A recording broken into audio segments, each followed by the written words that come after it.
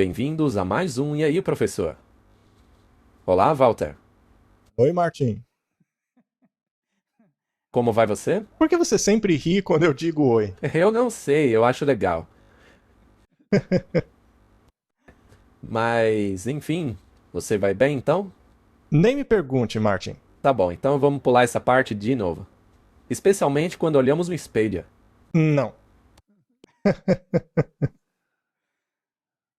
Tá bom? Então vamos orar. A gente tá precisando, viu? Com certeza precisamos. Querido Pai, precisamos do Senhor a cada dia, cada hora, cada minuto. Por favor, nos ajude nessa conversa e ilumine nossas mentes, para que possamos aprender de Ti. Qual é a Sua vontade para nós? Em nome de Jesus, amém. Amém? Martin, estamos ocupados falando sobre preparação para o que está por vir. Nós olhamos eventos mundiais, vemos a seriedade do tempo no qual vivemos e da proximidade dos eventos finais. E a questão é, naturalmente, como nos prepararmos. Não estamos falando aqui de aprender a plantar vegetais para nos assegurarmos de estarmos tranquilos quando essas coisas acontecerem. Não estamos falando disso. Estamos falando de preparação para o céu. Isso é ainda mais importante, não é? Sim, sim, é. Porque a gente foca muito na preparação para a angústia. Só que mais importante é a preparação para o que virá depois da angústia. A volta de Jesus. Isso é uma outra história. Será que estamos prontos para vivermos juntos com seres não caídos? É algo bem elevado. Muito elevado, não é? Muito bem, vamos falar então sobre este assunto de sermos participantes da natureza divina. Haviam duas árvores no jardim do Éden. E essas duas árvores determinariam o caminho da humanidade. Então havia duas escolhas, ou você escolhia uma, ou escolhia outra. Não haviam três árvores. Não havia uma terceira opção. É uma questão de preto ou branco. Não há tons de cinza nessa questão. Havia apenas dois caráteres para se formar, ou em semelhança a Satanás, ou em semelhança a Cristo. E eles tinham que escolher. E as duas escolhas permaneceram ao longo da história. Mas Satanás fez parecer que existam milhares de variantes de escolhas. Muitas, muitas escolhas mesmo. Mas a verdade é que existem apenas duas. Ou uma ou outra. Não há meio termo. Não há uma terceira. Agora, não parece que a humanidade tem vontade de participar da natureza divina? Algumas pessoas gostam de pensar sobre ela, gostam de até mesmo louvá-la. Mas incorporá-la, essa é uma outra história. Sim, porque aí já envolve abandonar alguma coisa. Isso. Portanto, existem muitos versos na Bíblia que falam sobre participarmos dessa natureza. Vamos dar uma olhada em alguns deles para entendermos como podemos ser participantes, ou seja, ser parte deste processo, de estar envolvido nele. E não apenas um observador, mas sim um participante da coisa. Quando vês o ladrão, consentes com ele, e tens a tua parte com os adúlteros. Muito bem, então podemos ser participantes com os adúlteros. Em certo sentido, toda a humanidade, em algum ponto, provavelmente já teve parte com adúlteros. Essa é uma associação. Mas se você é um participante de algo, isto significa que você não abomina tal atividade.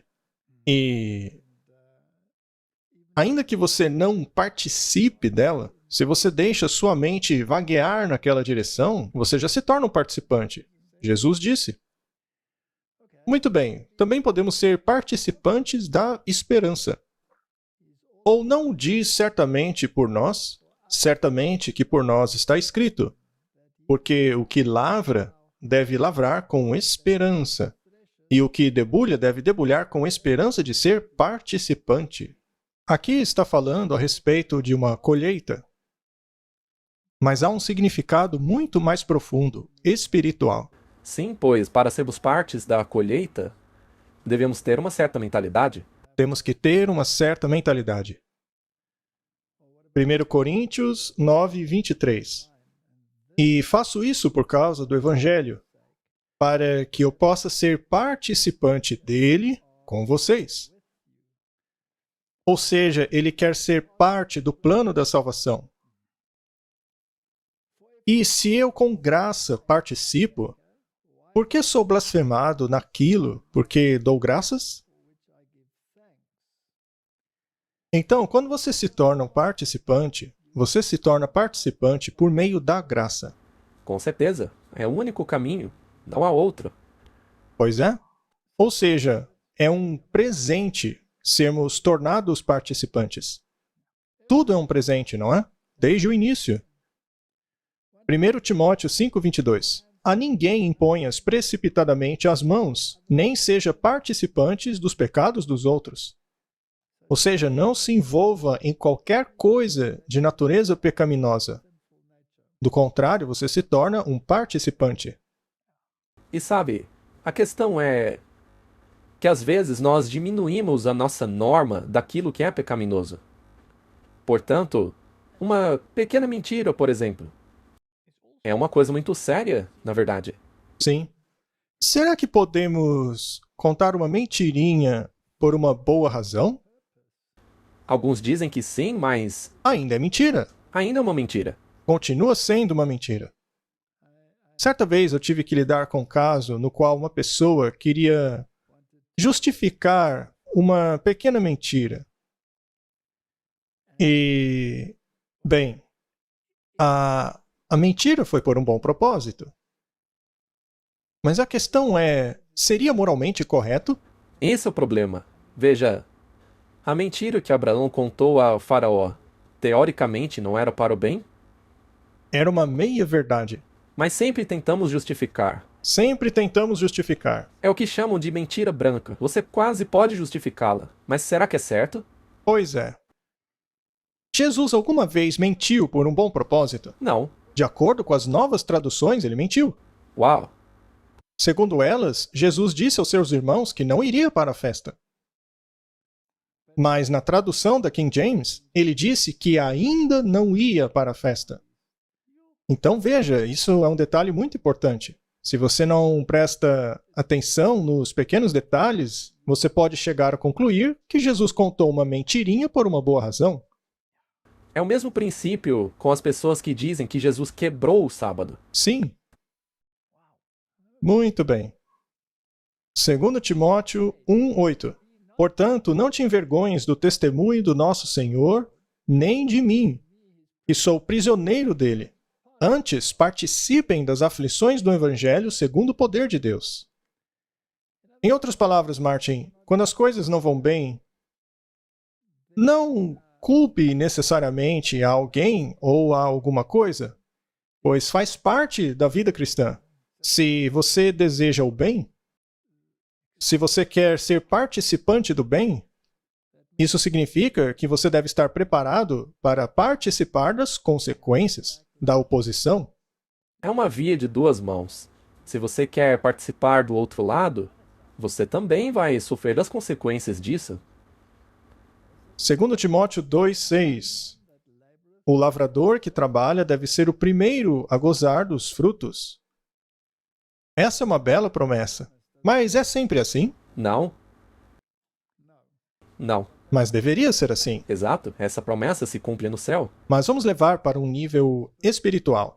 Se você trabalha numa vinha espiritual, então essa é uma promessa que você verá os frutos.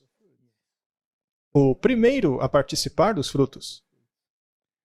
É uma promessa muito legal. É muito linda. 1 Pedro 5:1. Aos presbíteros que estão entre vós, admoesto eu, que sou também presbíteros com eles, e testemunha das aflições de Cristo e participante da glória que se há de revelar. Isso é confiança. É verdade. Então, primeiro vem o sofrimento. Mas a recompensa, a glória, não se preocupe, você será participante dela. Mas o que é exatamente essa glória? O que a Bíblia chama de glória? É o caráter. O caráter, Martin. Precisamos ser participantes do caráter que será revelado. O céu tem uma nuance específica, um caráter. E esse caráter celestial está em harmonia com o caráter de Cristo. Então, se você quer saber como vai ser o caráter no céu, devemos estudar o caráter de Cristo. 2 João 1:11. Porque quem o saúda torna-se participante das suas obras malignas. Se você diz a alguém, eu desejo bem para você, mas você sabe que ele está numa missão má, ainda que você não participe da missão má dessa pessoa, ou mesmo que você, como eu digo, evite conflito, você se torna participante. Martin, a gente não tem que ser muito cauteloso? Com certeza. Temos que ser muito cautelosos. Adão e Eva foram cautelosos? Eles não foram. Eles tinham conhecimento do perigo, não tinham? É uma coisa tão pequena, né? Veja, mais uma vez, voltamos para as pequenas coisas. Eles acharam que Deus não ia ser tão restrito. Uma frutinha não vai ser problema. Pois é, uma coisa pequena como essa. Deus não vai se importar. Bem, essa daqui é assustadora, Martin. Mateus 23:30. E dizem, se tivéssemos vivido no tempo dos nossos antepassados, não teríamos participado com eles no derramamento do sangue dos profetas. Jesus disse que eles foram participantes do sangue dos profetas, apesar de terem vivido após eles. E hoje as pessoas dizem, nós não teríamos feito igual eles, jamais teríamos feito o que eles fizeram. Mas eles já transgrediram, porque, na verdade, estão mortos.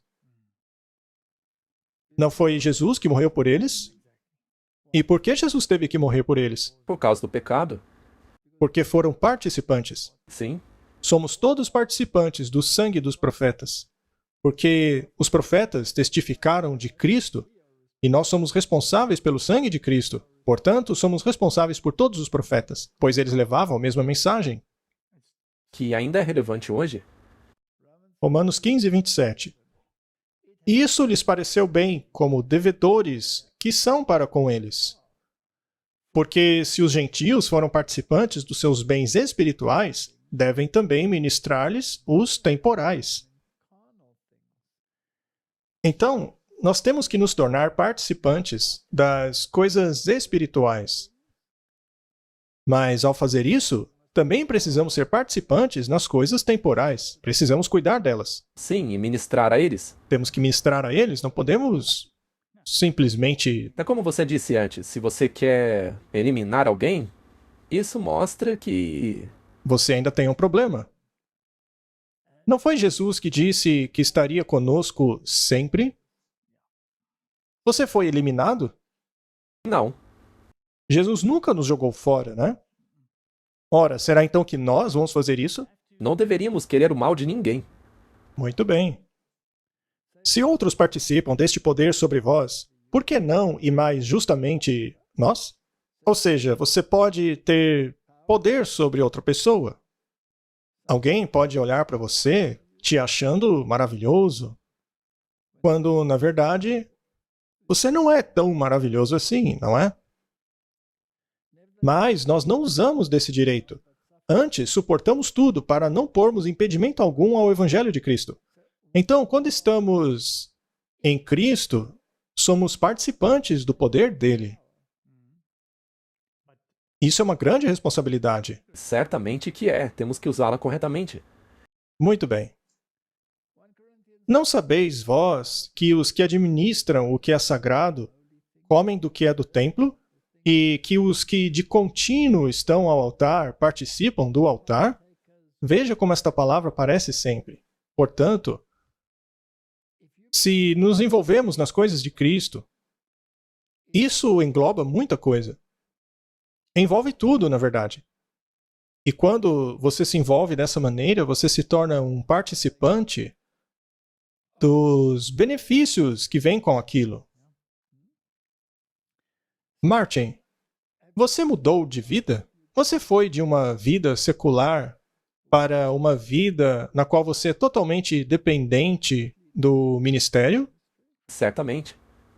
Sim, e Isso não foi arriscado? sem dúvida, envolveu abandonar muitas coisas. Você ficou preocupado? Eu acredito que sim. Ficamos muito preocupados. Mas então, quando você começa a deixar. Veja, eu acho que não existe ninguém que não se preocupe quando você muda todo o curso da sua vida em uma outra direção. Pois é, eu sei como é isso aí. Aconteceu a mesma coisa comigo. Eu trabalhava na universidade e era o chefe de um departamento dos professores. E eu tive que trocar tudo pelo ministério. E é realmente uma escolha assustadora. Principalmente porque você está abrindo mão do seu apoio secular. Você abandona tudo que te dá apoio aqui. E é essa parte assustadora. Você não tem mais um porto seguro secular. Nada. Ou seja, você tem que caminhar pela fé. A partir de agora é você, sua fé e Jesus. É isso aí. E esta situação exige confiança, fé. É isso aí. Tudo. No início, a sua fé pode ser pequenininha. Mas ela cresce rápido, viu? Deus te deixou na mão alguma vez? Nunca. Na verdade, é como a experiência dos israelitas ao atravessarem o Rio Jordão. É a mesma coisa. Eles estavam ali na margem do rio, preocupando-se com um monte de coisas. Nessa experiência, eles tinham que pôr o pé na água para que esta começasse a se abrir. Mas será que foi assim na experiência do Mar Vermelho? Não, não foi? Pois é, Deus sabia que tinha que começar a trabalhar a fé deles aos poucos. Ele teve que abrir o Mar Vermelho para então eles começarem a caminhar. Exato, mas não foi assim no Jordão. Temos que pôr o nosso pé no altar se queremos ser participantes do altar. E, finalmente, temos que ministrar no altar. Eu não sei, Martin, mas eu acho que muita gente será chamada num futuro próximo. Eu acho que isso já está acontecendo. Serão chamadas a pôr a mão na obra. 1 Coríntios 10, 17. Porque nós, sendo muitos, somos um só pão e um só corpo, porque todos participamos do mesmo pão. Vede a Israel segundo a carne. Os que comem os sacrifícios não são, porventura, participantes do altar? É a mesma pergunta, Martin. Mas aí é dito que somos participantes de um mesmo pão. Somos todos parte de Cristo. É isso aí. O pão da vida. Mas será que todas as pessoas que partilham do pão têm o mesmo caráter? Não. Isso não te deixa nervoso algumas vezes? A gente trabalha nisso. A gente dá um jeito, né? Mas pare para pensar. Um dia vamos para o céu. Pela graça. E aqueles mesmos caráteres estarão lá. Exatamente. Veja, é uma coisa maravilhosa que todos partilhemos do mesmo pão. Todos terão uma mesma mente, mas não necessariamente uma personalidade. E também não sabemos exatamente quem estará no céu. Portanto, nós temos que ter paciência, temos que ter longanimidade, temos que desenvolver todos esses traços de caráter para, como diz a Bíblia, sermos participantes da mesa de Deus. Não podeis beber o cálice do Senhor e o cálice dos demônios. Não podeis ser participantes da mesa do Senhor e da mesa dos demônios. Que tipo de alimento espiritual estamos consumindo? Você não pode comer a ambos. Ou ao que você escuta? O que você assiste? Eu já encontrei muitas pessoas que dizem: eu vou participar deste alimento e cuspir fora as sementes. Pois é, já ouvi isso também. Você já ouviu isso? Ou seja, eu vou manter aquilo que é bom e cuspir fora aquilo que não é aceitável. O problema é que eles pegam aquele verso bíblico e o distorcem, aonde Jesus diz: testai os espíritos e se apeguem ao que é bom. Mas não significa testar tudo, como, por exemplo, álcool, drogas e cigarro. Para ver o que há de bom nessas coisas, né? Não tem nada de bom nelas. E nem em um falso profeta ou em uma falsa profecia. O diabo gosta de fazer com que a mentira cavalgue nas costas da verdade. Ah, é claro. Então será que dá para guardar a verdade e cuspir fora as sementes? Ou não é melhor se agarrar à verdade desde o começo? Pois é. Veja, por exemplo, alguns livros. Os livros apócrifos, por exemplo. Nós mostramos como dentro desses livros há muitos caroças para se cuspir. Ora, para início de conversa, por que então considerar esses livros? Sim, para que recorrer a isso se você tem a verdade pura? Eu costumo perguntar, se você acredita que nós temos o espírito de profecia dado por Deus, com mais de 100 mil páginas para ler, será que há mesmo necessidade de irmos atrás de material duvidoso? Pois é, muito bem. Mas às vezes essas coisas simplesmente aparecem diante de nós. E aí temos que ter discernimento. Mas a questão é que nós não deveríamos sair correndo atrás do perigo. A Bíblia diz que se você quer participar da esperança, então você tem que participar do sofrimento. Nós já falamos sobre isso. E ser um participante é mais do que ser um observador. Mas uma coisa muito legal é que os gentios seriam co-herdeiros e de um mesmo corpo, e participantes da promessa de Cristo pelo Evangelho. É algo maravilhoso que possamos ser participantes da promessa. Agora, essa promessa foi dada a Abraão, não foi? Sim, ela foi. Ou melhor, para todos que sejam da semente... Ou melhor, em Cristo seja a semente de Abraão. Muito bem. Você acha, Martin, que esse verso em Efésios 3 poderia ter irritado alguns dos israelitas? Ora, sem dúvida. Porque eles eram os escolhidos. Eles eram os escolhidos. Mas aqui é dito, não. Os gentios também serão participantes da promessa em Cristo. E ainda hoje existem pessoas que dizem que certas outras pessoas não fazem parte disso aí. Será que devemos alimentar a mentalidade da exclusividade? Se queremos mesmo ir para o céu? Claro que não, você não pode ser preconceituoso. Não podemos ter preconceito contra uma raça, ou um povo, ou seja lá o que for. Temos que aceitar que todos são pecadores. É isso? Portanto, em Cristo, somos todos irmãos e irmãs. Somos todos irmãos e irmãs, mas apenas em Cristo. Exatamente. Eis o X da questão. Temos mais um verso aqui. Não vamos ler todos, mas, de acordo com esses versos, somos participantes da graça, participantes do benefício e participantes da carne e do sangue. Esse aqui é muito interessante. Vamos para Hebreus 2,14. E visto como os filhos participam da carne e do sangue, também ele participou das mesmas coisas, para que pela morte aniquilasse o que tinha o império da morte, isto é, o diabo. Então, Cristo se identificou 100% com a humanidade, uma vez que ele se tornou 100% humano. Carne e sangue. Carne e sangue.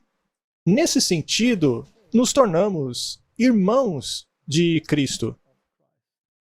Lindo, não é? É uma promessa bem significativa. Agora, vamos complicar um pouquinho as coisas em Hebreus. Por isso, irmãos santos, participantes da vocação celestial, considerai a Jesus Cristo, apóstolo e sumo sacerdote da nossa confissão. Veja que somos participantes do chamado celestial. Eis uma norma muito elevada a ser alcançada. Nos tornarmos participantes de Cristo. Mas também somos participantes do Espírito Santo. Ou seja, devemos entrar em harmonia com o pensamento celestial. Completamente. Completamente. Porque estamos rumando para essa mentalidade. Agora, a mentalidade celestial está em harmonia com a nossa natureza? Claro que não, é o oposto. Com relação a Hebreus 6, versículo 4, lá é dito que somos participantes do Espírito Santo. Mas se virarmos as costas para ele, aí estaremos crucificando a Cristo novamente. Para sermos participantes do Espírito Santo, precisamos estar tão convictos da verdade que, posteriormente, rejeitá-lo é como crucificar Cristo novamente. Você entende? Mas a questão é que temos que ser participantes do Espírito Santo. Há muitas pessoas que se assustam com essa questão de pecar contra o Espírito Santo. Talvez você possa explicar um pouco o que significa isso, pecar contra o Espírito Santo. Pecar contra o Espírito Santo, Martin, é considerar as coisas de Deus como sendo do demônio. Este é o pecado contra o Espírito Santo. Jesus disse que os pecados contra ele serão perdoados, ou seja, quando você reconhece algo como correto, mas ainda assim não o faz, isso pode ser perdoado. Ou quando você não faz algo que Deus te diz para fazer. Mas nestas situações, você ainda está ouvindo a voz do Espírito Santo te dizendo que aquilo é errado. Este é o ponto principal. Mas quando a voz do Espírito Santo não surte mais esse efeito, e você se convence de que aquilo que é certo é, na verdade, do diabo, aí sim você caiu nesse pecado. É muito importante que as pessoas compreendam que quando tropeçamos e pedimos perdão, nós não pecamos contra o Espírito Santo. Não, não é. Não importa o quão ruim tenha sido o processo. Mas a questão é que temos que ser participantes do Espírito Santo. Ou seja, temos que receber a mentalidade dele. E também é interessante dizermos que a única maneira de sermos participantes do Espírito Santo é por meio da disciplina de Deus. Já que a velha natureza deve ser eliminada de nós. Se nós não somos disciplinados por Deus, então somos filhos bastardos. Ou seja, não somos filhos. Exatamente. Portanto, se quisermos ser participantes, temos que passar pela disciplina também. Ou seja, passar pelo crisol. Temos que enfrentar o problema. E a próxima também é difícil. Temos que ser participantes da santidade de Deus. E realmente é uma norma bem elevada. O que é santidade, Martin? Você teria alguma definição para santidade? Existe apenas um que é santo, que é Deus. É Deus. E o único que manifestou Deus a nós é Jesus. Ou seja, se você quer ser santo, você tem que imitar Jesus. Essa é a única maneira. Nada nessa terra é santo. Ok? Devemos ser como Jesus. Então, ser santo significa estar em harmonia com Cristo. Também significa, e essa é uma definição que eu gosto bastante, também significa estar de acordo com Deus. Não é? Mas como é que entramos em acordo com Deus? O caminho para isso está na palavra de Deus. E até mesmo os versos mais difíceis devem ser atentados. Temos que meditar. Será que Deus faria assim? E se depois de pensar bem, você entender que não havia outra maneira, por exemplo, como no caso da destruição de Sodoma e Gomorra, você não acha que havia muitas pessoas descontentes com a destruição das duas cidades? Claro. Quantos israelitas ficaram descontentes com a destruição de Corá e de seu clã? Muitos. Eles não ficaram murmurando no próximo dia? Não culparam a Moisés? Sim. Portanto, os caminhos do Senhor não são sempre fáceis de se compreender. Você tem que compreender o caráter de Deus. Será que o mundo compreende?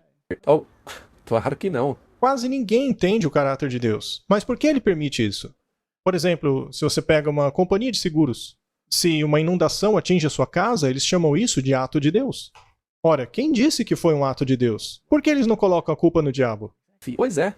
Quem foi que destruiu com a vida de Jó? Não foi Deus. Ele permitiu. Ele permitiu. Mas aí as pessoas culpam a Deus porque ele não o impediu. Pois é, a gente ouve isso também. As pessoas dizem isso também. Então, é uma coisa complicada. Temos que ser participantes da santidade dele. Agora, veja, não é suficiente concordar com alguém. Você tem que fazer. Por exemplo, eu concordo que comer isso ou aquilo faz mal para o meu corpo. Ainda assim, eu continuo comendo aquilo. Pois é, concordar não é suficiente. Você tem que praticar. Se você quer ser participante da natureza divina, é claro que concordar faz parte da coisa. Mas isso precisa resultar na prática. Você tem que fazer aquilo. Exatamente, isso é fundamental. E, Martin, será que também seremos participantes do sofrimento de Cristo, caso aceitemos a verdade? Sem dúvida. Pelas quais ele nos tem dado grandíssimas e preciosas promessas, para que por elas fiqueis participantes da natureza divina.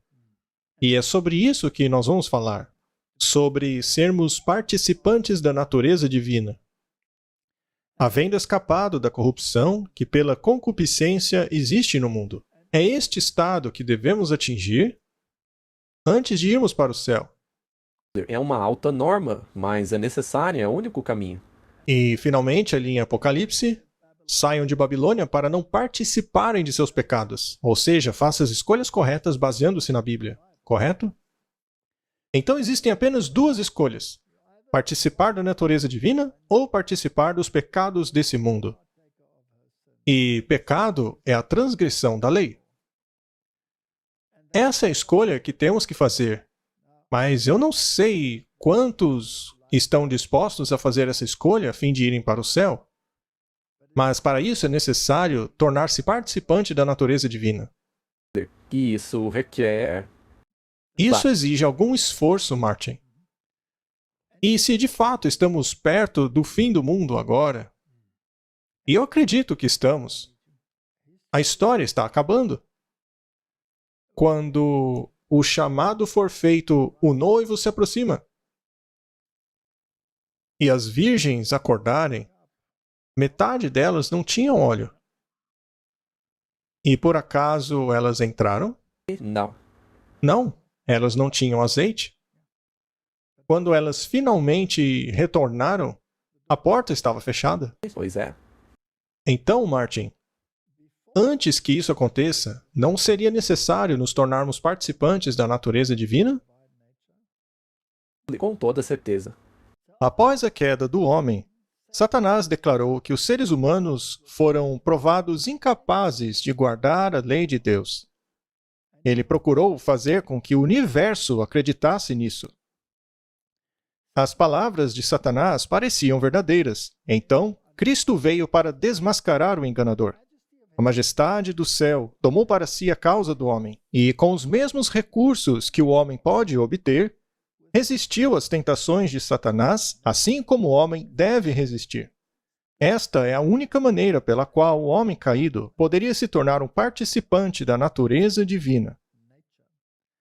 Então, somente pela vinda de Cristo que poderíamos tornar-nos participantes da natureza divina, já que ele é totalmente humano e totalmente Deus.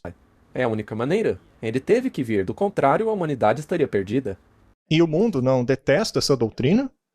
Claro que sim. A maioria das religiões nega a divindade de Cristo. Ao tomar a natureza humana, Cristo experimentou ele mesmo as provações e tristezas e todas as tentações às quais o homem está sujeito. Os anjos, que não estavam familiarizados ao pecado, não conseguiam entender as lutas pelas quais o homem passa. Mas Cristo aceitou tomar a natureza do homem e foi tentado em todos os pontos em que somos tentados, para que assim ele saiba como socorrer todos aqueles que são tentados. Ao assumir a humanidade, Cristo tomou o papel de cada ser humano. Ele foi o cabeça da humanidade, um ser divino e humano. E com o seu longo braço humano, poderia abraçar a humanidade, enquanto que, com o seu braço divino, poderia segurar o trono do infinito. Veja, se você estudar isso apenas um pouco, entenderá que a única forma de nos tornarmos participantes da natureza divina é confiar totalmente que isso só pode ser atingido por meio de Cristo. Não podemos fazer isso sem Ele. Em certo sentido, Satanás estava certo ao dizer que o homem não pode guardar a lei. Mas ele estava errado ao dizer que até mesmo aqueles que estão conectados com Deus seriam incapazes de guardá-la. É aí que ele está errado. Quando Adão e Eva pecaram, a conexão deles com Deus foi cortada. Mas, pela promessa, ela foi restaurada. E isso foi realizado quando Cristo veio a este mundo. Então, na verdade, Satanás está mentindo. E por que será que ele não quer ou não pode guardar a lei? Porque ele não tem conexão com Deus. Ele não tem conexão. Ele não tem o braço do infinito para apoiar-se.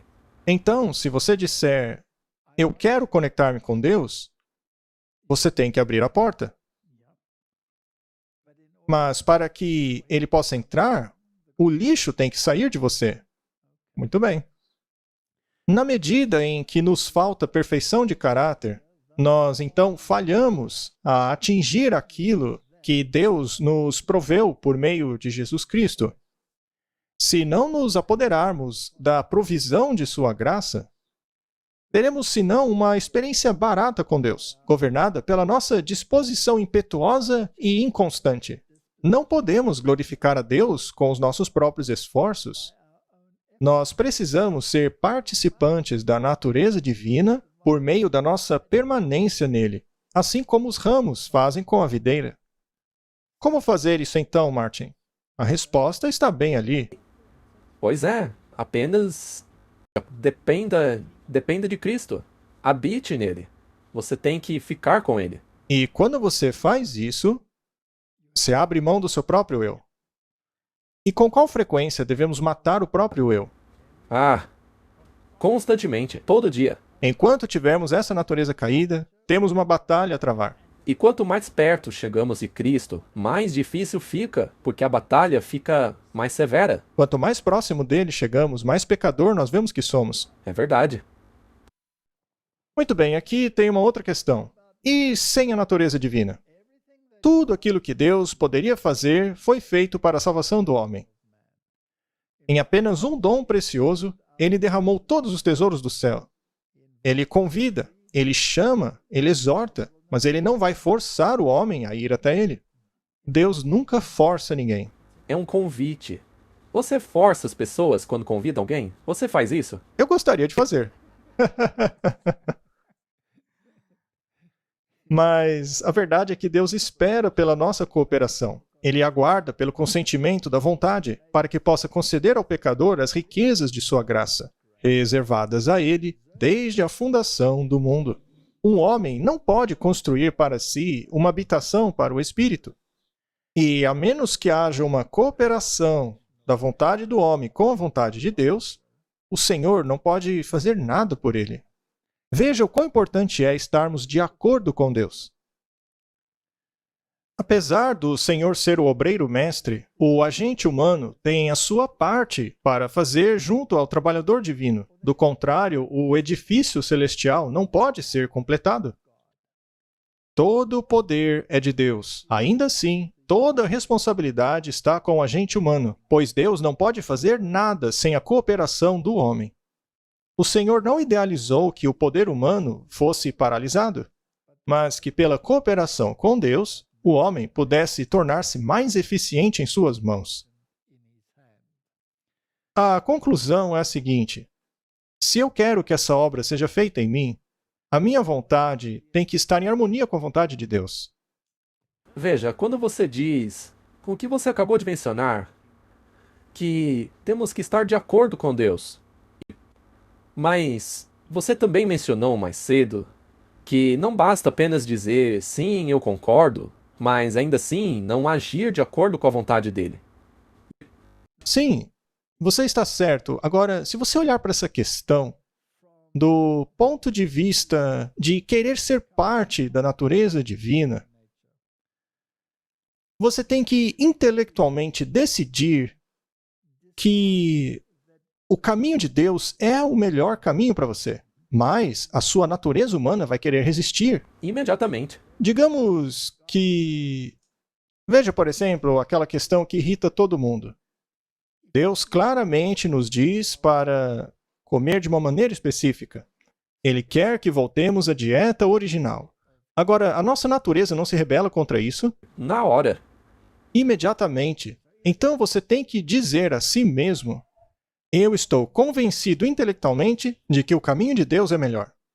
Depois eu tenho que me fazer a pergunta: se eu estou tão inclinado para esse outro caminho, devido ao meu paladar, significaria isso que Deus quer tirar de mim a alegria?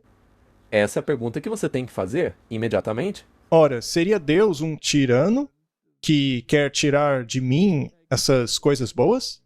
Ou seria o meu paladar que tornou-se tão pervertido a ponto de eu não apreciar mais as coisas que são de natureza mais amena? Sim, é isso que acontece. Muito bem. Qual seria o próximo passo, então? Você teria que dizer a si mesmo: se eu estou intelectualmente convencido de que Deus está certo, então eu tenho que cooperar. É isso aí. Então, concordar exige a cooperação. Muito bem. Então você tem que dizer: ok, Deus, eu quero cooperar. Me ajude. Com certeza. Porque imediatamente o diabo dirá a você que você não pode. E ele dirá a você que você não devia fazer isso porque Deus quer tirar a sua alegria. Então temos que decidir que tal coisa é ruim e que vamos retirá-la.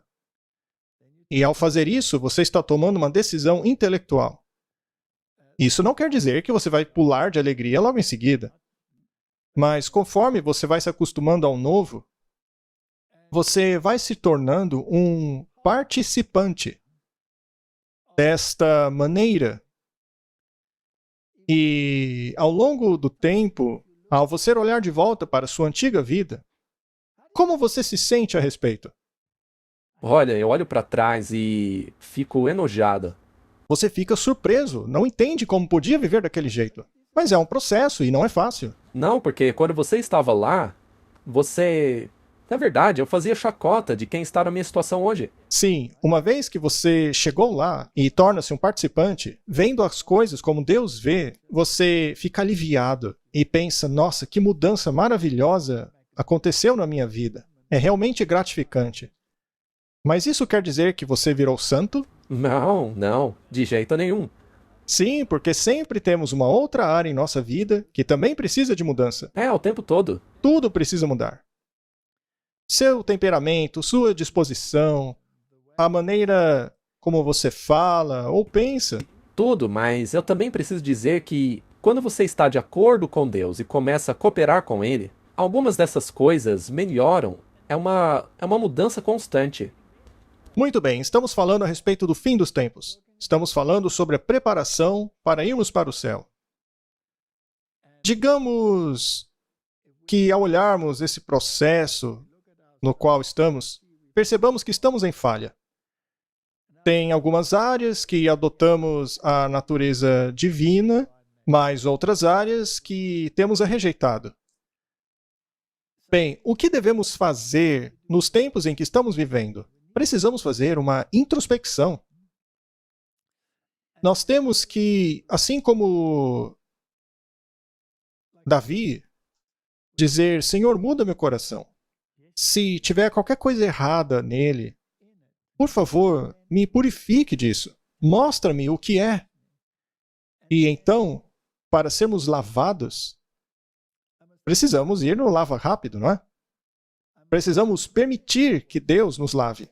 Devemos permitir que Deus remova o entulho que é velho. É isso que cada um de nós deveria estar fazendo. Principalmente hoje em dia. Apesar de fracos, errantes, frágeis, pecadores e imperfeitos, o Senhor dá ao homem o privilégio de trabalhar junto com ele. Não é esta a solução? Esta é a única solução. Muito bem. Martin, o que somos nós? Fracos. Somos fracos. Somos nós errantes, frágeis, pecadores, imperfeitos? Tudo isso se encaixa a nós. Se isso fosse uma escolha múltipla, deveríamos selecionar todas as opções. Sim. Crendo em Jesus como seu salvador pessoal, aceitando a sua justiça pela fé, o pecador torna-se um participante da natureza divina e escapa das paixões e corrupções do mundo. Ainda tem gente achando que não precisamos de mudança alguma. É como se fosse trocar de roupa e é isso aí. Pois é, aí que está. Uma vez que você concorda com Deus, você tem que tornar-se o parceiro dele. Por meio de Jesus. Do contrário, você vai ficar do jeito que está. Você não troca de roupa para cobrir a sujeira que está debaixo dela. Não, você tem que se tornar um praticante das coisas novas para estar em harmonia com a roupa nova. É por meio da habitação do Espírito Santo que o cristão é capacitado a resistir à tentação e praticar as obras de justiça. Sem a natureza divina, sem a influência do Espírito de Deus, o homem não pode trabalhar a sua própria salvação. Isso é tão importante. A sua salvação é pela fé, somente pela fé, mas ela é manifestada pelas ações. Se você não está agindo conforme sua fé, então você tem que pedir a Deus que te ajude com isso. Do contrário, não adianta de nada. Isso é sério. Precisamos pedir por ajuda. Será que podemos fazer um remendo na roupa nova que Jesus nos dá? Não. Jesus usava um manto sem costura. O próprio Jesus disse que esse tipo de coisa não funciona. Não podemos pôr um remendo velho na veste nova que Jesus nos dá, não é? Jesus disse: sem mim nada podeis fazer. A raça caída poderia ser restaurada apenas por meio do mérito daquele que era igual a Deus. Apesar de ser tão exaltado, Cristo consentiu em tomar sobre ele a natureza humana, para assim trabalhar em favor do homem e reconciliar com Deus os seus servos fiéis. Cristo recorre ao seu mérito em nosso favor. O diabo diz que não podemos. Mas aí nesse texto diz que nós devemos fazer assim. Veja, quando Jesus disse àquela moça pega em adultério, vá e não peques mais, Jesus disse a ela para fazer algo impossível? Não. Do contrário, que serventia havia em dizer a ela para ir não pecar mais? Não faria sentido algum. Você se lembra do exemplo que costumamos dar com as bebidas alcoólicas? O alcoólatra precisa tomar uma decisão cognitiva de ficar longe do álcool. A pessoa sempre terá tendência para o álcool, mas ela não bebe mais. Então, se você faz isso com relação ao pecado, quem te dá forças para conseguir isso? O Espírito Santo. O Espírito Santo, não é? Então, em certo sentido, o Espírito Santo está ajudando um alcoólatra também. Porque sem o impulso do Espírito Santo, ele nem sequer quereria deixar o álcool. Muito bem. Portanto, se a pessoa ainda sente culpa em relação a um pecado, saiba que o Espírito Santo ainda está trabalhando em você. Muito bem. Como nosso substituto, ele assumiu a batalha contra os poderes das trevas em nosso favor e prevaleceu sobre o inimigo das almas, nos apresentando o cálice da salvação. Resumindo, nessa guerra, quem é que nos dá forças para dizer não? Apenas o Espírito Santo. Então, se você é tentado, o que você faz? Você pede ajuda. Você corre a Cristo, não é? Sim? Na verdade, somos aconselhados a cantar. Sim? Cante um hino. O diabo não gosta de hinos. O príncipe da vida aceitou ser alvo de insultos, zombarias, dor e morte. Sobre a cruz do Calvário, ele pagou o preço da redenção por um mundo perdido. Ele amou o mundo, a ovelha perdida que ele poderia trazer de volta ao seu aprisco. A cruz do Calvário fala do maravilhoso amor de Deus pelo pecador. Ele o valorizou a um preço infinito, dando o seu próprio filho, para que todo aquele que nele cresce não perecesse, mas tivesse a vida eterna. Martin, isso é realmente maravilhoso.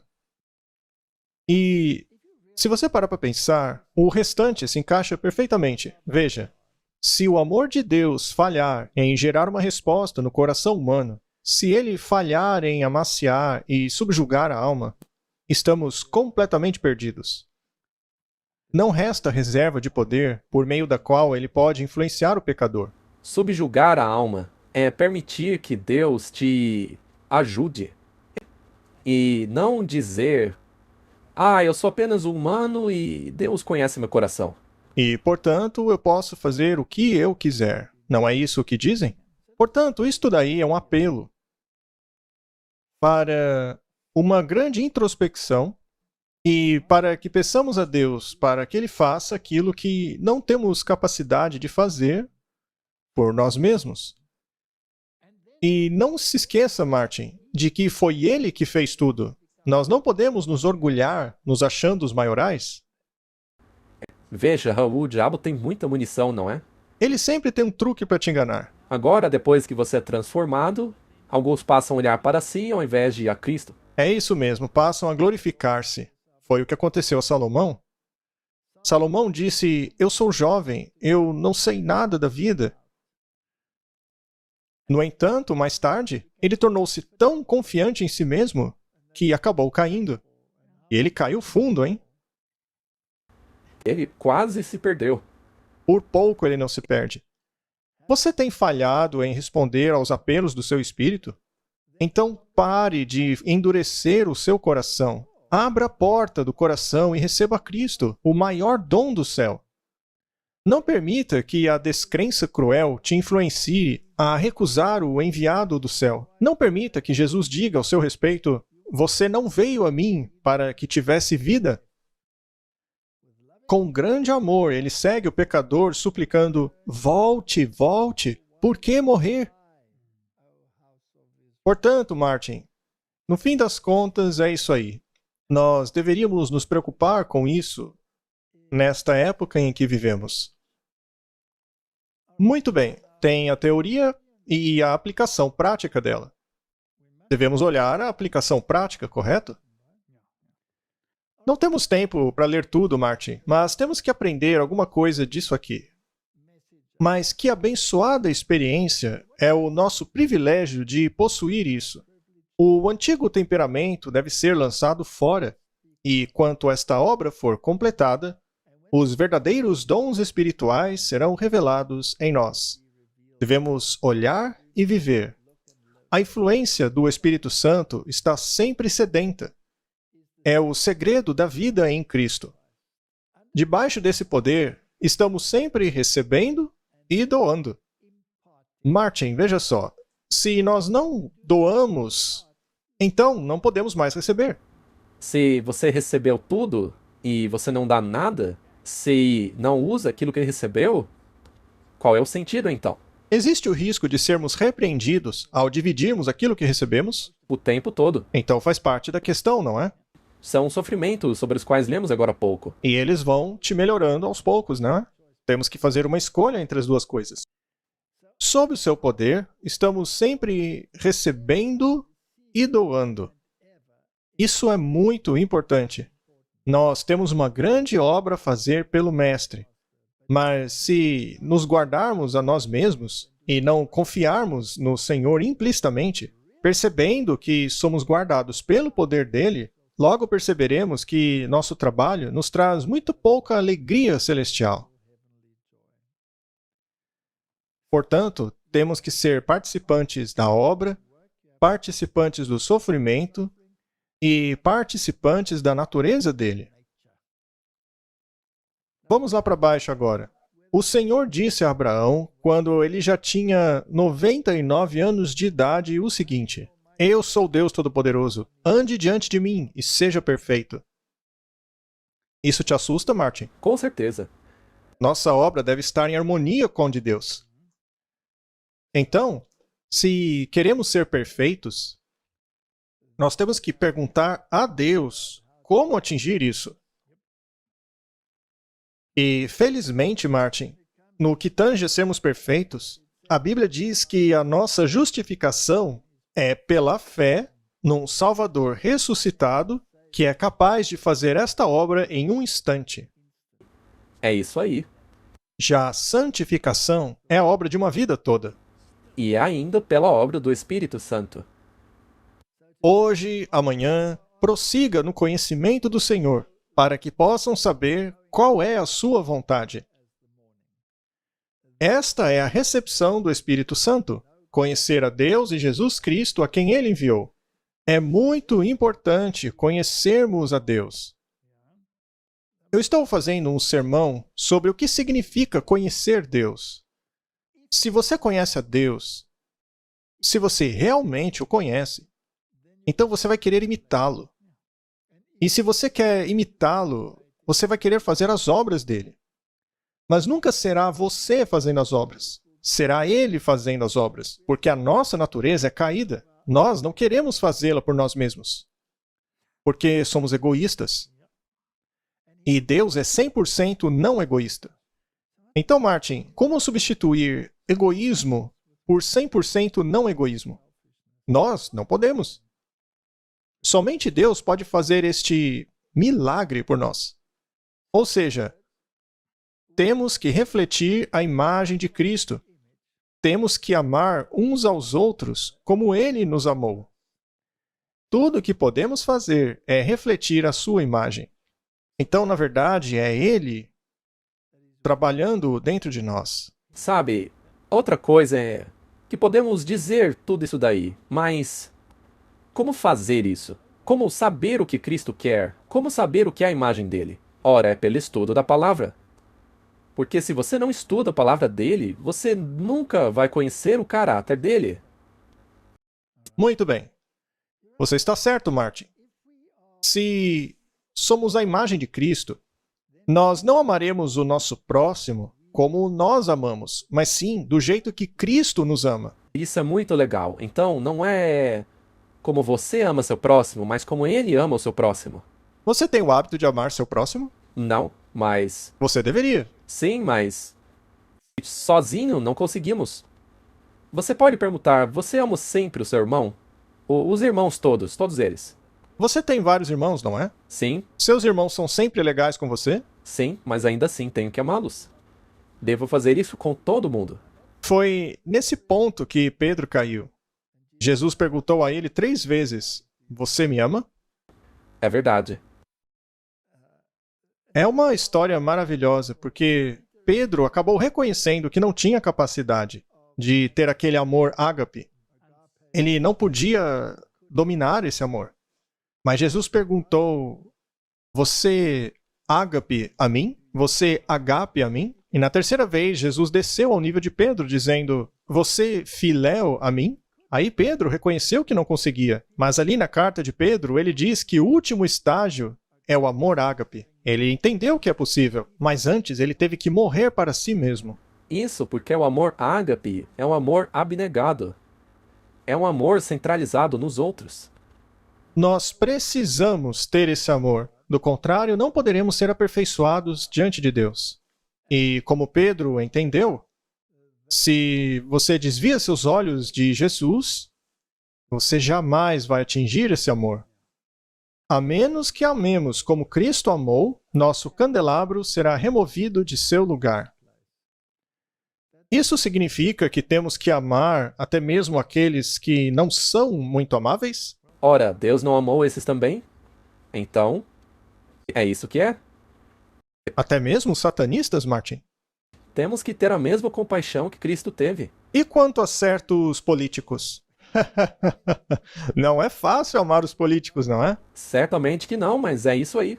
Não foi fácil para Cristo também. Muito bem. E como... Veja, você não tem que concordar com o que eles estão fazendo. Você não tem que amar o pecado deles. Você tem que amar a pessoa. E quão imparcial você deve ser para amar todo mundo? Totalmente, mas isso não é fácil. Muito bem. E quão imparcial você deve ser para querer salvar aqueles que te odeiam? Isso exige bastante perseverança. Parece que precisamos de uma conversão diária, então. Especialmente quando eles te deixam irritados. Aí temos que pedir a Deus que coloque o amor de volta dentro de nós. Eu não sei se é o mesmo com você, mas... quanto mais perto você chega de Jesus, parece que mais as pessoas te odeiam. Muito bem. Aí chegamos no ponto em que temos que dizer: salva-me apesar de mim, apesar do meu pobre e fraco eu. Molda-me, ó Senhor, erga-me a uma atmosfera pura e santa, aonde a rica corrente do seu amor possa fluir através da minha alma. Martin, Você está em guerra com a sua natureza? O tempo todo. É uma guerra. Portanto, a maior batalha que todos nós temos que travar é contra o próprio eu. Não podemos ganhar a batalha sem Cristo. Isso é impossível. Então, o resumo é: temos que revelar aquele amor que estava em Jesus, que habitava dentro dele. Martin, conforme nós nos preparamos para a comunhão com os seres celestiais, pergunte-se a si mesmo se existe alguém nesse mundo que você considere desprezível. E se houver, peça a Deus que te faça sentir a mesma compaixão por essa pessoa que Deus teve quando ele foi para a cruz para morrer por ela. No fim, é isso aí mesmo. E caso a sua resposta seja: eu não posso fazer isso, aí você tem um problema. Veja, é como nós temos mostrado aqui nas últimas semanas. A agitação do mundo, tudo o que está acontecendo. No fim, é só esse amor que pode resolver as coisas. Mas, é claro, infelizmente, nesta terra, as coisas não vão se resolver. Jesus precisa voltar para resolver de fato as coisas. O mundo vive uma atmosfera de inimizade. Essa inimizade está crescendo. E neste momento mesmo, enquanto estamos sentados aqui, não há pessoas matando umas às outras? Não há guerras acontecendo? Não estão bombardeando pessoas? Por todo o mundo. Cristo une em sua pessoa a plenitude e perfeição da divindade e a plenitude e perfeição da humanidade sem pecado. Não há sequer um ponto de pecaminosidade humana em Jesus, porque a Bíblia diz que ele não teve pecado. E ele disse que o diabo estava chegando e que ele não tinha parte com ele. Nada. Não há nada de pecado em Jesus. E você não vai ter que ser sem pecado para ir para o céu? Sim, mas não por sua força. Não pela sua força. Veja, não ter uma mancha ou ruga significa não ter pecado.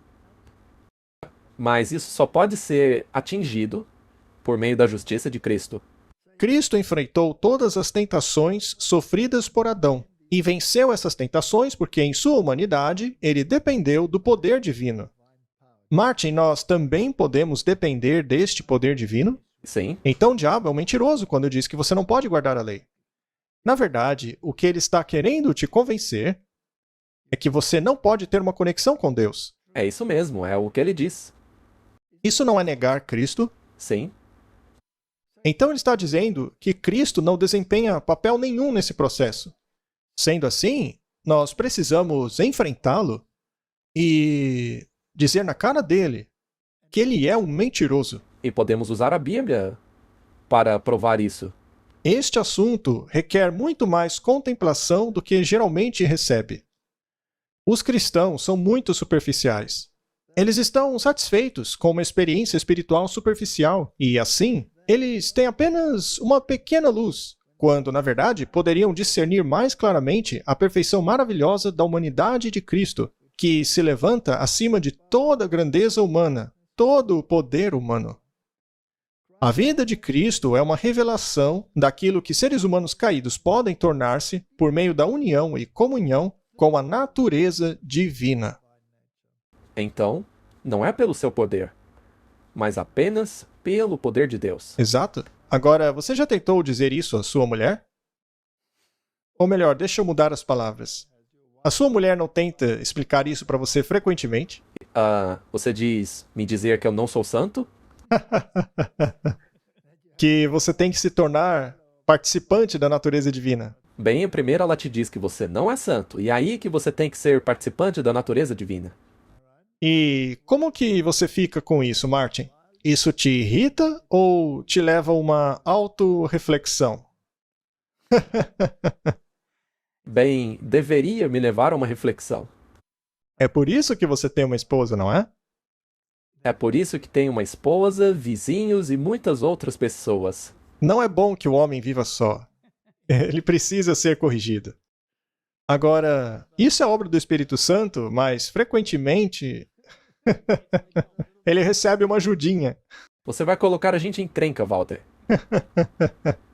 A gente está dando risada, mas é um assunto muito sério. E apenas olhando para os nossos relacionamentos e os de outros, nós vemos quão desesperadamente nós precisamos fazer uma introspecção divina. Uma cooperação. Quando Paulo quis mostrar a condescendência do Salvador em favor deles, ele apresentou Cristo como se fosse igual a Deus, e com ele recebendo a reverência de anjos. O apóstolo traçou o curso de Jesus até o ponto em que ele atingiu a mais baixa humilhação. Martin, Deus desceu lá do céu e aceitou se submeter a homens perversos. Isso é algo que nos deveria comover profundamente. Paulo estava convencido que, se eles pudessem ser levados a compreender o maravilhoso sacrifício feito pela majestade do céu, todo o egoísmo seria banido de suas vidas. Mas isso era assim sempre? Não, porque eles não abriam o coração. Veja, nós estamos falando sobre irmãos crentes. Aqueles que querem receber o derramamento do Espírito Santo. Essa questão é muito séria. Como é que nós podemos, como posso dizer, aceitar e não acabarmos como aqueles no tempo de Paulo que rejeitaram? Temos que contemplar a majestade do céu. Quando analisamos como ele opera e o que ele fez em nosso favor, todo o egoísmo deveria acabar, não é? Eu estava pensando, se você considerar quando Cristo foi crucificado e tudo o que ele sofreu, nunca houve contra ele uma acusação em toda a sua vida que fosse verdadeira. Nunca houve uma acusação verdadeira. Eram todas mentiras. Ainda assim, por acaso ele retaliou? Não? Isso então deveria nos fazer pensar, porque ficamos muito irritados quando somos injustiçados pelas pessoas, quando alguém diz algo de errado sobre nós. Quando te acusam falsamente? E isso acontece toda hora. Por exemplo, pegue as discussões entre casais. A maioria dos problemas acontece por causa disso. É porque um lado quer retaliar. Um lado sempre quer retaliar. Paulo mostrou como o Filho de Deus colocou de lado a sua glória, se sujeitando voluntariamente às condições da natureza humana, e então submetendo-se humildemente como servo, sendo obediente até a morte de cruz, para que assim ele pudesse erguer o homem da degradação para a esperança e alegria do céu.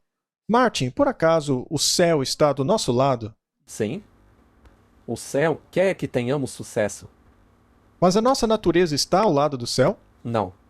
Essa é uma dicotomia terrível. Como vamos vencer? Bem, nós precisamos contemplar por 1 hora todos os dias a vida de Cristo. E então pedir a Deus que faça um milagre em nós, que Ele Limpe a casa. limpe a casa. Ele se rebaixou ao nível da humanidade para poder alcançar ao homem afundado nas profundezas da degradação e assim erguê-lo a uma vida nobre.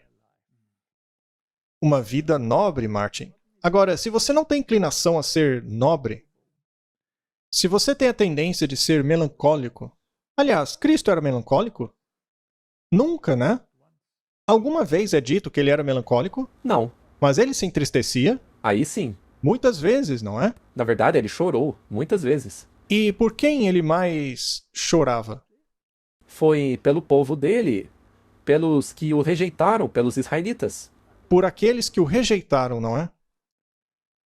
Jesus se preocupa com cada um como se não houvesse nenhum outro indivíduo na face da terra. Gente, isso é muito lindo. Podemos conseguir isso? Não sozinhos, somente pelo poder de Cristo. É um amor tão sublime que é difícil de entrar na cabeça. Se somente você estivesse vivo na Terra, Cristo teria morrido por você. Como divindade, ele exerce seu poderoso poder em nosso favor. Enquanto o irmão mais velho, ele se compadece de todas as nossas dores. A majestade do céu não se manteve indiferente à humanidade decaída e pecaminosa. Devemos ficar indiferentes? Não. Cada ser humano é um filho de Deus em potencial. Cada ser humano, não importa quão degradado ele esteja. Não temos um sumo sacerdote que esteja tão elevado, tão exaltado, que não nos perceba ou se simpatize de nós. Na verdade, temos um que em todos os pontos foi tentado, assim como nós, mas sem pecado. Portanto, esta é a preparação que precisamos nos tempos em que estamos vivendo.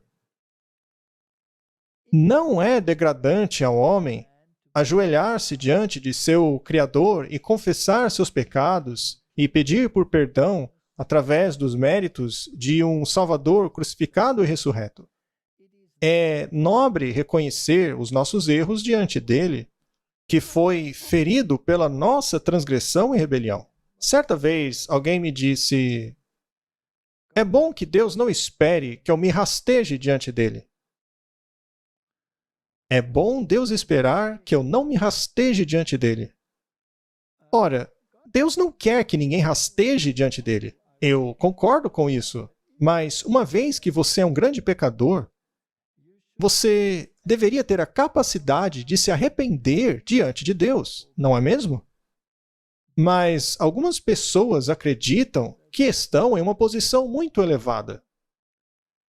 Veja, por exemplo, o direito divino dos reis. Eles acreditam que esse poder foi concedido a eles e assim todo mundo deve reconhecer esse poder. Eles não têm do que se desculpar, mas todos devem se desculpar a eles. Pois é, veja, às vezes eles tiram de contexto aquela questão na qual Davi não queria tocar o ungido de Deus quando ele apenas cortou a capa de Saul. Porque se você distorcer isso, então aí sim você pode concluir que uma pessoa é escolhida por Deus e é intocável. Sim. E isso não é verdade. Como um escolhido de Deus, se você foi escolhido por Deus, você tem uma grande responsabilidade. E Davi mostrou muita compaixão e bondade, e ele não recebeu de volta isso daí. Mas essa é a natureza de Cristo. Pois é, então, isso exalta ainda mais a coisa. Quando você está numa posição de responsabilidade, é aí que você tem que ser muito humilde para servir aos outros. Deveria ser assim. Muito bem, Martin. Portanto, não é degradação nenhuma ao homem ajoelhar-se diante de seu Criador.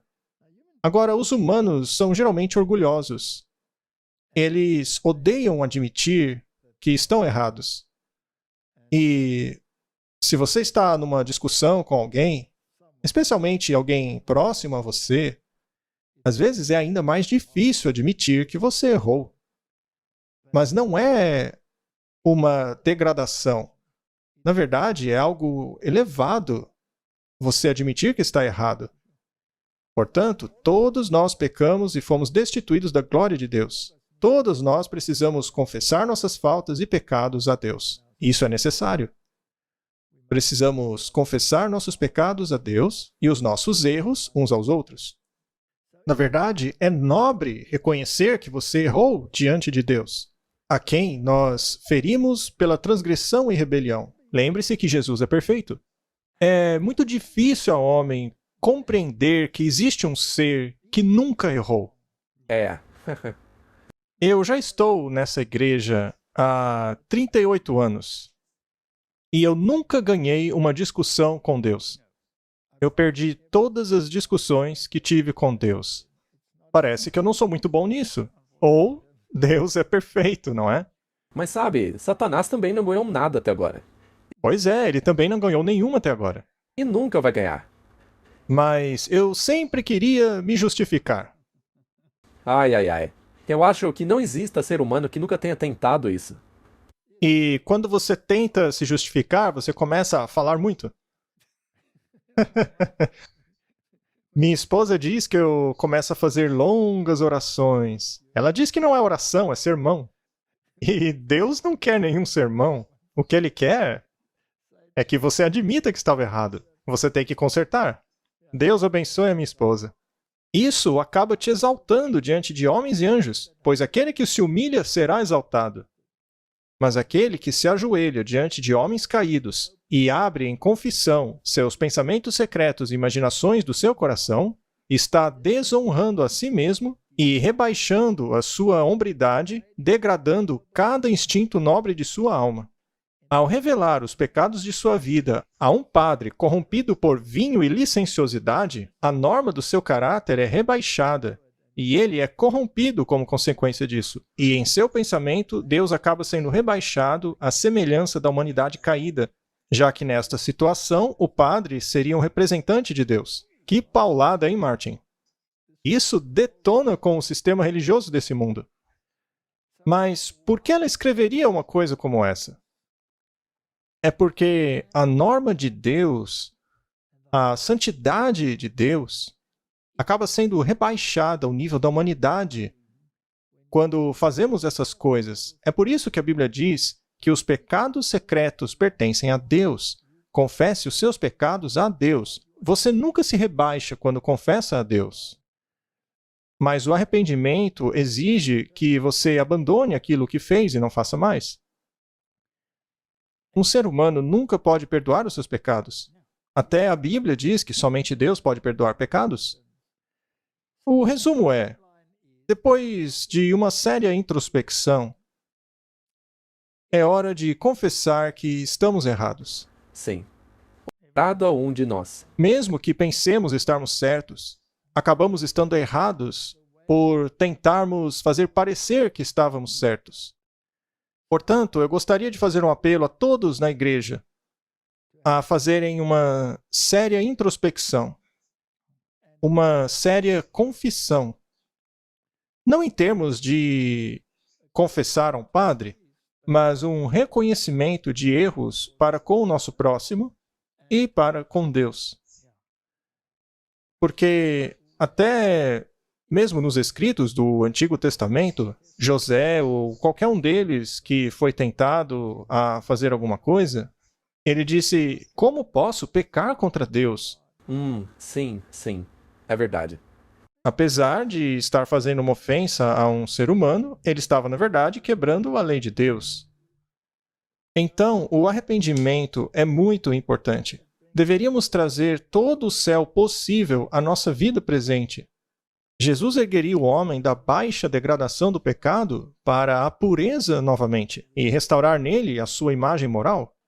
Quando o apóstolo Paulo viu a indiferença daqueles para os quais Cristo fez um sacrifício infinito, ele perguntou: quem iludiu vocês de forma a não obedecerem à verdade? Existe um poder que se apodera dos sentidos do homem e mulher que pervertem suas ideias, de forma que não apreciam mais o amor de Cristo. Ninguém pode com o pecado. O salário do pecado é a morte. Precisamos mostrar ao mundo, por nossas vidas e caráter, que Cristo não morreu em vão pelos nossos pecados. Quando nos colocamos em correto relacionamento com Deus, aí sim nos tornamos canais vivos de luz para o mundo. Cristo disse: vocês são a luz do mundo. O mundo está em trevas. Trevas totais. Quem deve levar a mensagem final à humanidade? O povo que aceita cooperar com Deus. E quem são os cooperadores de Deus? Segundo a Bíblia, são aqueles que guardam os mandamentos de Deus e se apegam ao testemunho e têm a fé de Jesus. Não é o que a Bíblia diz? Então, para nos prepararmos para a chuva serôdia, é hora de acertarmos a nossa vida. Não há outro momento. Agora é a hora de nos acertarmos com Deus. Certa vez eu caminhava com um irmão quando um homem apareceu do outro lado da cerca. Eu então cumprimentei o homem do outro lado da cerca. Mas o outro nem mesmo se virou. O irmão com quem você andava? Sim, ele estava completamente indiferente. Eu então bati um papo rápido com o homem do outro lado da cerca e ele foi embora. E eu perguntei ao homem com quem caminhava: você o conhece? Ele é o seu vizinho de cerca, você já o encontrou antes? E ele disse: é o meu irmão de sangue. E eu disse, tá bom. Ele já não falava com o seu irmão já há anos. Agora, provavelmente o outro irmão fez alguma coisa que o magoou, não é? Talvez fosse culpa mesmo do outro irmão. Mas será que a gente não devia tentar consertar as coisas e perdoar? É difícil, Martin? É difícil, mas é o que Jesus teria feito nessa situação. Será que Jesus simplesmente ignoraria outra pessoa? Se fosse o seu irmão?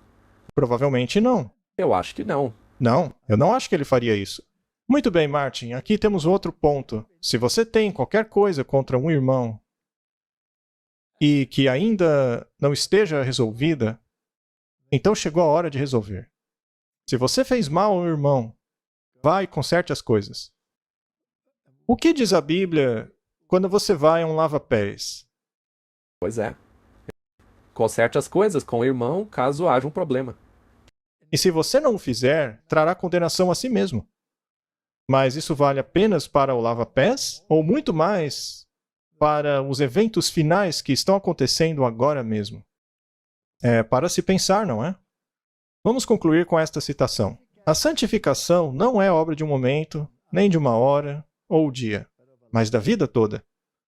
Ela não é conquistada com um mero sentimento de felicidade passageiro, mas é o resultado da morte constante ao pecado, de viver constantemente para Cristo. Erros não podem ser corrigidos, nem reformas aplicadas ao caráter por meio de esforços fracos e intermitentes. É somente pelo esforço longo, perseverante, dolorosa disciplina e um duro conflito que seremos vencedores. Nós não sabemos hoje quão forte será o conflito de amanhã. Enquanto Satanás reina, temos um eu para subjugar e pecados constantes para vencer. Enquanto durar a vida, não haverá paradas, nenhum ponto que possamos alcançar e dizer, finalmente cheguei lá. A santificação é o resultado da obediência de uma vida toda. Que mensagem você tem para estas pessoas que estão vivendo na última geração? Bem, como vimos aí, não podemos dizer que chegamos lá. Você não pode dizer que chegou lá. E uma vez que ainda não chegamos lá, esta é uma razão para sempre buscarmos chegarmos lá. Não é? E ao buscarmos esse objetivo fervorosamente, sempre descobriremos coisas que precisamos corrigir. Sempre haverá uma.